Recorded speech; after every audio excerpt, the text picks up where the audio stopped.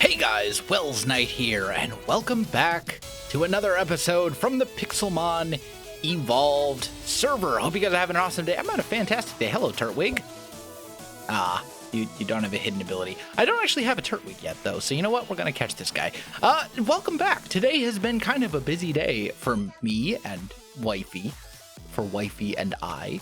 We finally got around to tackling something that we have been meaning to tackle for quite some time, and just have been putting it off, and yes, and it's finally done. Can you guess what it is? I believe we talked about it at the tail end of last episode as the next thing that we were going to work on. Turtwig, can you please just be caught? Please? Just get in the ball. That's all I want you to do. Just stay in the Pokeball. You have 1 HP. Thank you. Okay. It's finally done. The storage room. See, all of these chests that were over here, they're gone. It's wonderful. We actually have a functional, fully finished storage room. I'm so glad. We spent most of the day. The storage room itself wasn't actually, it's nothing like super special, but it's big and it stores all the items and everything is nice and labeled. We spent hours today just putting down chests, labeling them, sorting items and putting them where they need to go. It's just a very time-consuming and boring thing, but it's done and it's so nice. Like, I fully believe that one of the foundations of any Minecraft world is a functional storage room. From here, everything is just so much easier. You get things, you put them where you belong. When you need something, you go and get it. And it's beautiful. So storage room is pretty simple. We've got over here, this is all going to be the vanilla woods, because we do have biomes of plenty. So we've got oak, birch, spruce, dark oak, jungle, acacia, and then we'll have logs, planks, all the other craftables that aren't planks like stairs, slabs, fences, etc., and saplings down here. Then over here we've got the same thing, but for the biomes of plenty woods. So it's just like all the various logs. We just don't really, we're just going to kind of put them in here. And then planks, etc., etc. Over here is various crops and foods and things like that. Over here is mob drops. We have all of our ores and mineable stuff over here. This is an empty wall at the moment, but it may be used. We wanted to make sure we kept a few things open. This may end up being Pokeball lids. We'll see. Apricorns, Pokeballs, etc. Another blank one. Over here is all the TMs. Each of these chests is going to be one type. So, like, this is electric TMs. This is fire TMs, etc. Down here, I've got 3 chests for held items. And these are going to be useful held items. There are a lot of held items in Pokemon. And there are a lot of held items, therefore, in Pixelmon. And when it comes to competitive battling, you generally don't actually use that many of them. You end up using a lot of the same items over and over and over again. The choice items, leftovers, assault vest, etc. So I got 3 chests here that are dedicated to good held items for battling. And then the not good ones, everything that's left over basically, is going to go into these 4 chests. Keep in mind, this storage room is not just for me. This is for myself and Wifey. So even though it might seem a little strange that I'm dedicating 3 full chests to, useful held items, or like 4 chests to everything else, when I only dedicated a chest or 2 last season, we're going to have twice as many items because there's 2 of us. So just kind of bear that in mind. Down here, this is Destiny Knots, Everstones, and training items. We have berries, evolution stones, fossils, mail, consumables from Pixelmon, etc. Over here is a lot of crafted stuff, and then this is all back to kind of Minecraft and Biomes of Plenty blocks as well. So it's all down here. Everything we need is down here, and we have space left to spare. Fantastic. We have like a little side room over here. This is going to be kind of I guess you'd call it like a workshop. We've got a couple of auto smelters in here. We're going to put probably some automatic anvils or whatever they're called. Are they actually called automatic anvils? Mechanical anvils. Yeah. We'll probably end up putting some of those in here. We'll put, etc. This will be like a workshop for crafting Pokeballs and all that kind of stuff. And then we're going to have another little side room over here. And this is what I think I want to work on today, maybe. This is going to be a thing. So I have done some stuff. Do I not have my PC? Oh, there it is. I've done some stuff. And one of those things, I caught a couple of Mews. Now, in this game, Ditto is a Pokemon that can breed with any other Pokemon. So when it comes to breeding Pokemon, Ditto is like super, super, super important. You basically need a Ditto to really get into breeding and to be serious about breeding, at least when it comes to breeding for competitive Pokemon.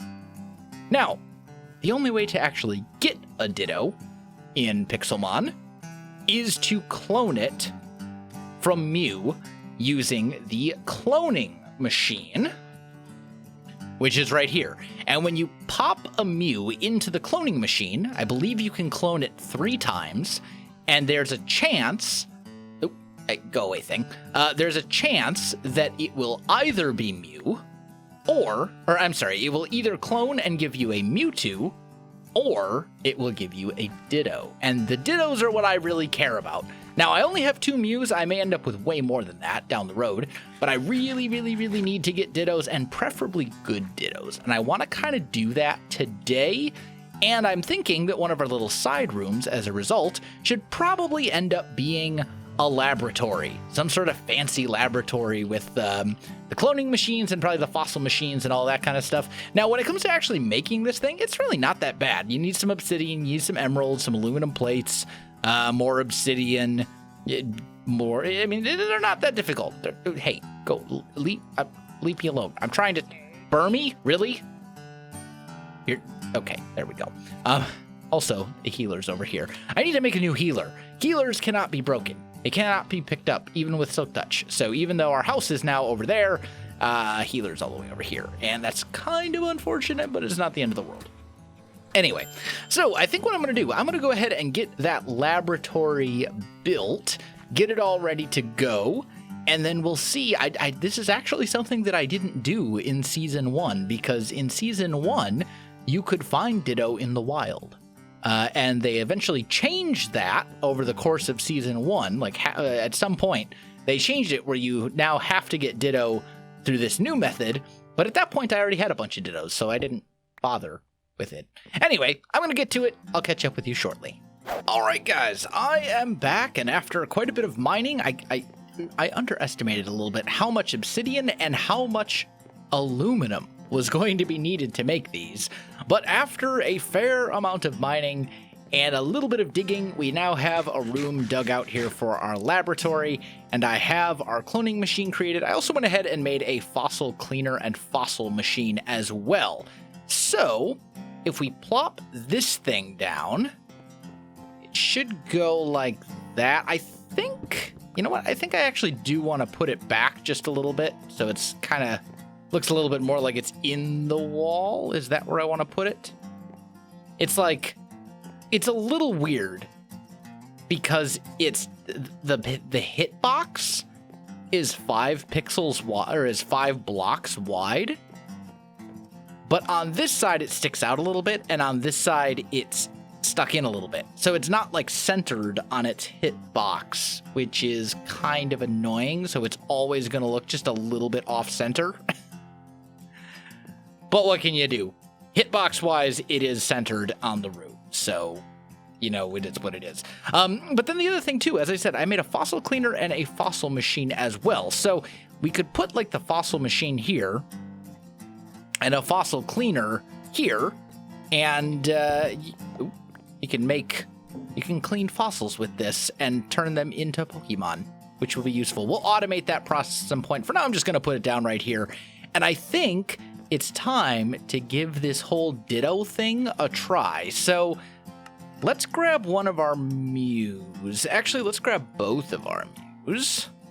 And we're just going to take these lumberries and put them into here. because we don't need those. I don't think you lose the Mew. I think you can clone it 3 times, and then afterwards you get to keep it. I'm not sure, though. Honestly, Trace is going to be pretty useless here. And I should double check. Yeah, 64 Ultra Balls, 63 Timer Balls, a bunch of Quick Balls, and ultimately I do have Master Balls if it goes horribly wrong. So I think what I'm going to do is I'm actually... On second thought, maybe we leave Superior behind. Because I'm going to want Dittos with natures, specifically with Jolly, Modest, Timid, and Adamant. That's going to be super important. So why don't we do this? Now, I don't know if I'll be able to actually grab one of these Mews.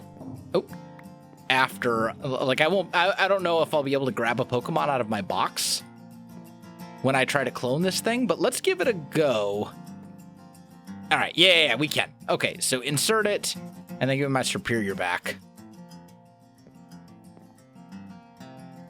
Okay. So it's... Oh! I need to insert a diamond, a gold block, and an iron block. That I did not know. Do I have to insert one of each, or is it just like any combo will do? Oh, and is it actually iron? I would assume so. Yeah, because it's the vanilla textures. So there's one. Okay, so I can do any block. I don't need to do diamond blocks and stuff, I don't think. I should probably look this up before we do the next one. Honestly, I want Dittos. I don't actually want Mewtwo's. Let's let this kind of do its thing here. That's a Ditto. Yay! Party is full. Mew is sent to my PC. Okay, that's fine. So now if do I just right click? I see. You right click it and you have a chance to fight it. Okay, and it fights the first Pokemon in your party. So what do we want it to lock itself into? Well, we definitely don't want it to lock itself into Kadabra, which has teleport. That would be horrendous. So let's have it become a... Honestly, let's have it become Bisharp. Because then it'll transform into Bisharp. So then we want to go Thunder Wave. It avoided. I said Thunder Wave. There we go. It's only level 40. Unfortunately, it's going to have the same stats as my level 100 Bisharp. So that's a little annoying, but it's not the end of the world. I think we hit it with a Night Slash. Just to lower it a bit. And then we'll start false swiping it to get it down as low as we can. I need to get a healer in here as well. There we go. And then I think we just start chucking Ultra Balls at it at this point. It's paralyzed. It's on 1 HP. Should totally be catchable. Let's just see here.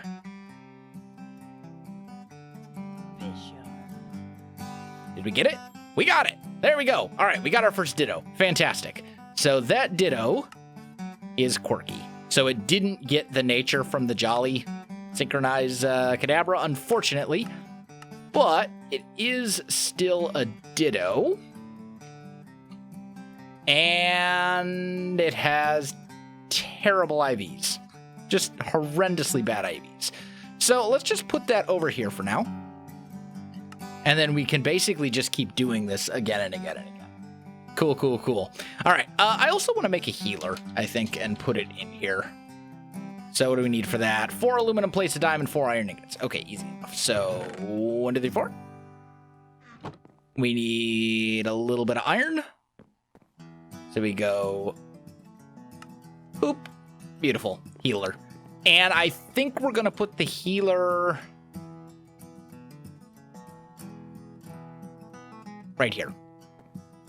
That's what I'm going to do. I'm going to put it there. Thought about putting it on the other side.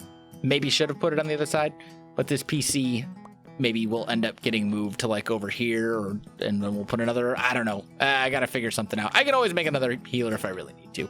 But anyway, I'm going to fight a couple more Dittos, or fight a couple more Mews. I also need to look up and see what the mechanics are, if like what blocks you put in is going to help determine their stats or something like that. I gotta look up the mechanics for that. But anyway, I'm gonna see what I can get from the rest of these Mews, and then I shall return. Okay, so I've gone through all the Mews, cloned them each 3 times, and got a Ditto every single time. I did look up the mechanics. Basically, whatever type of block you put in affects the chance of Mewtwo appearing instead of Ditto.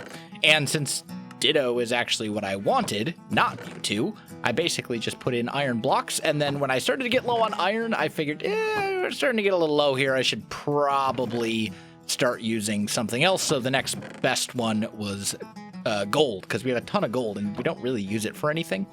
So I believe with 2 gold blocks and 1 iron block, it's like a 17% chance that Mewtwo will spawn. With 3 iron blocks, it's like a 7.5% chance that Mewtwo will spawn. So keeping the odds as low as possible allowed us to get 6 Dittos, which is exactly what I wanted. Didn't quite get everything I wanted, but got a good chunk. So we did get an Adamant, a Timid, and a Jolly Ditto. 2 of them do have a perfect IV in some stat. The Adamant one has a perfect IV in special defense. The Timid one has a perfect IV in defense. Now, I know I said I was going to try and explain things for people who may not be super familiar with IVs and all that kind of stuff, and I've mentioned it a couple times, so I should probably explain what this whole IV thing is all about. So basically, Pokemon all have stats, as you may be aware, right? We all have stats, and these stats are determined based upon a few factors. So first of all, they are determined by the base stats of the Pokemon itself. So base stats you can kind of think of as like a stat distribution, right? Like Gardevoir, for example, her base stats, the way that they're set up, she will always have higher special attack than regular attack, and so on and so forth. That's just think of it like a distribution, right? Then what that means is if you have 2 Pokemon of the same type, right? Like say you have 2 Gardevoirs, and they're the same level with the same IVs, the same EVs, and the same nature, they will all have the same stats. Like the stats will be identical. There's no randomness to stats in Pokemon. They are determined based on a formula, which is affected by various different variables. Okay. Then you have EVs, and EVs are what are effort values.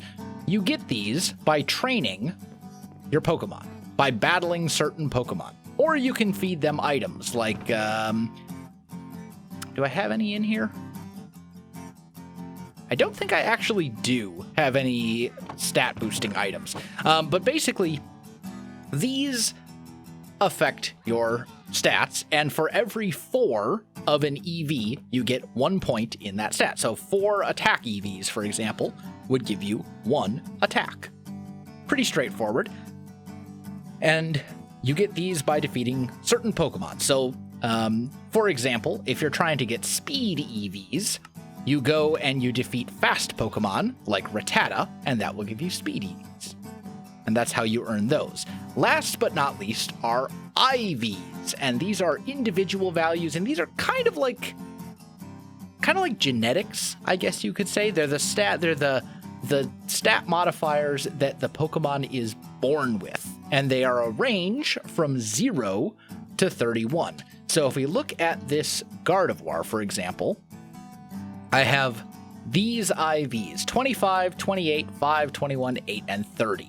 That means her speed IV is 1 short of perfect, and her defense EV, or her defense IVs, are pretty bad, as are her special defense. The rest of them are all kind of somewhere in the middle. 31 is as high as you can get. And when you're talking about competitively breeding Pokemon, which I will be doing later on in the season once I have the setup for it, and it's kind of why we're doing this whole Ditto thing, I'm trying to get a 31 IV stat in basically every relevant stat for the Pokemon. So, for example, if I'm trying to get a perfect Gardevoir, just as a good example here, Gardevoir is a special attacking Pokemon. It is not a physical attacking Pokemon. You are not going to run Gardevoir competitively as a physical attacker. So a perfect IV spread for Gardevoir, perfect IVs, would be a 31 in speed, a 31 in special defense, a 31 in special attack, a 31 in defense, something else in attack. We don't care what the attack IVs are because we're not going to use the attack stat at all. And then a perfect 31 in HP. So basically, what I consider a perfect Pokemon for competitive, when you're breeding them legitimately, is 5 perfect 31 IV stats. Technically, it is possible to get 6. I call those flawless Pokemon. And those are really more just kind of for bragging rights for the most part. There are some Pokemon that you do use all of their stats, and those are nice to have 31, but I consider 5 perfect IV stats to be a perfect Pokemon for competitive. That's my goal, is to have 5 perfect IVs when I'm breeding competitive Pokemon. And it's important that we have a perfect IV, because the only way to get perfect IV, there's basically 2 ways that you can get perfect IVs on a Pokemon. Some of it's random. When a Pokemon is either hatched or caught or encountered or whatever, when it first appears, any of the stats that are not predetermined, the game basically just rolls a dice. Pick a number between 0 and 31, and that's what the stat is. So your odds of finding a Pokemon in the wild that has perfect IVs in 5 stats is very, very minimal. Let's put it that way. It's extremely rare. It's not impossible, but if you're trying to do it, it's really unlikely. Like you will spend a stupid amount of time trying to get a perfect Ditto, right? Or a perfect whatever. What's much better is parents can pass their perfect IV stats down to their children when you are breeding. So, since Ditto can breed with any Pokemon, that means that this Adamant Ditto that has a perfect special defense IV can pass that IV stat, that perfect stat, down to any egg that it plays a part in hatching, right? It can pass its perfect stats down to its offspring. And what you basically are doing when you're breeding is you're starting, let's use these. You're basically starting at the top, right, with 2 parents, and then they'll pass 1 perfect stat down to their children, and then you breed that with another Pokemon who passes another perfect stat, and you work your way all the way down the chain until you finally have a baby after multiple generations that has perfect stats in all the stats that you want to have perfect stats in. So it's essentially selective breeding, right? It's genetics. That's basically what it is. And over time, you can get to the point where you can breed perfect Pokemon basically on command. If you have a perfect breeding pair, if you've got the right parents sitting around, you can breed them basically whenever you want. And that will be the goal, is to be able to breed tons of competitive Pokemon down the road for myself, and maybe for wifey as well, if she's interested in that.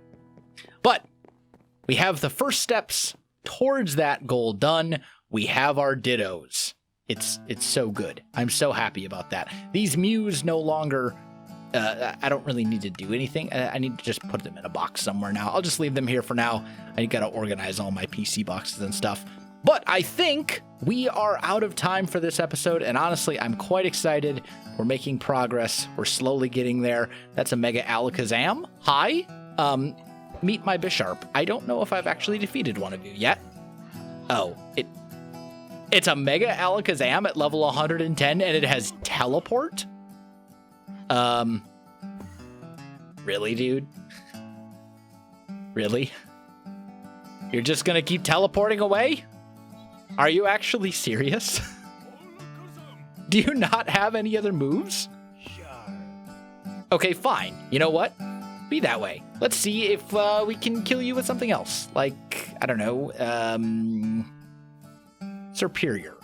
Maybe he's running away because he knows he cannot defeat the power of Bisharp, my dark type. Which, to be fair, he really can't do anything to Bisharp. Although now I think I lost him. Where'd he go? Dang it. I think he got away. I need one of those. Mega Alakazam is amazingly good. Oh, there he is. I see him. Hey. Hold still. I'm going to need you to fight me. And we want to go Leaf Blade. Okay, he uses Confusion. Hey, we're doing damage. This is good. Leaf Blade. Okay, you're dead. And if I go Bisharp again, he's just going to teleport away. So... Actually, can we T-Wave him? Because if we paralyze him... Then go for a bite. Okay. Now we should be faster with Bisharp, and Bisharp should be able to finish him off with a Night Slash. Yeah, there we go. Ha! Strategery! Beautiful. And we got our Mega Alakazam Stone. Fantastic. Anyway, I was about to wrap up the episode, and that's exactly what I'm going to do. My friends, if you enjoyed the video, you know what to do. Links in the description below, so check that out as well. Otherwise, my friends, thanks for watching, and I'll see you in the next one.